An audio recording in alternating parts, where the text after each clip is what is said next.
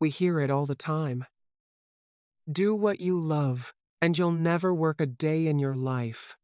It sounds beautiful. It sounds like the ultimate goal.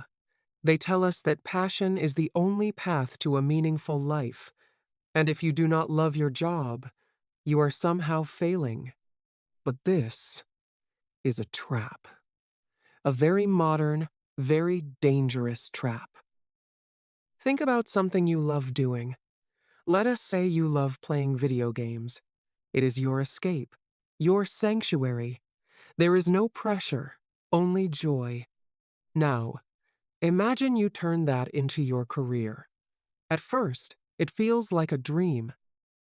But then, the nature of the activity begins to change. It is a daily quota. You have to play when you are tired. The philosopher Alan Watts often spoke about the nature of play. He believed we should treat life like music. A piece of music does not have a destination. The point is simply to dance while the music plays. But when we force our play to become our survival, the music stops. It becomes rigid. It becomes an obligation. Now, let us look at the other side, the corporate job. You show up every day. You give them your time, your energy, your youth. Over time, you start to feel a sense of belonging. They call it a work family, because you think that if you care for the company will care for you. A corporation is an entity built for one purpose: profit. When times get tough, you are no longer a family member. You are a line item on a spreadsheet. Your boss might smile at you on Friday and hand you a cardboard box on Monday. This is not necessarily evil. It is just the cold reality of the system. We expected love in a place where love does not exist.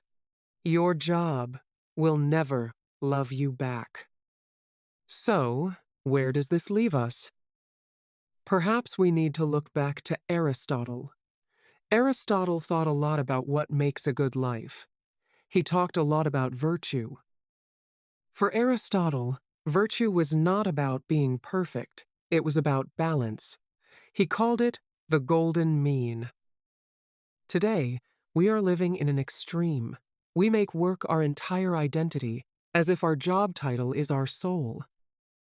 Aristotle would see this modern obsession as an unhealthy extreme. To him, work was not the point of life. It was merely a necessity. We work, he said, so that we may have leisure. True human flourishing happens outside of the marketplace. It happens in our relationships, in our minds. We must stop expecting a paycheck to give us meaning. It is just a job. It is a trade. You give them a specific amount of hours, they give you a specific amount of money. A task to complete, a duty to fulfill. The French philosopher Albert Camus wrote an essay about Sisyphus. Sisyphus was a man condemned by the gods to push a heavy rock up a mountain, only to watch it roll back down every single day, forever. It sounds like a nightmare. It sounds like the ultimate meaningless job.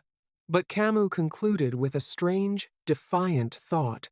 He said, "One must imagine Sisyphus happy." Why? Because Sisyphus accepts his rock. He pushes it. But he knows the rock is not his soul. The rock is just his task. His mind remains his own.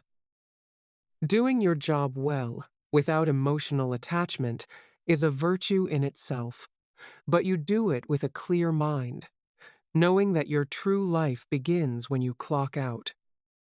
When you stop expecting your job to love you back, a heavy weight lifts off your shoulders.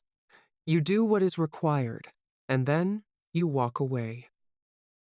You realize that you are not your job title. You are a human being.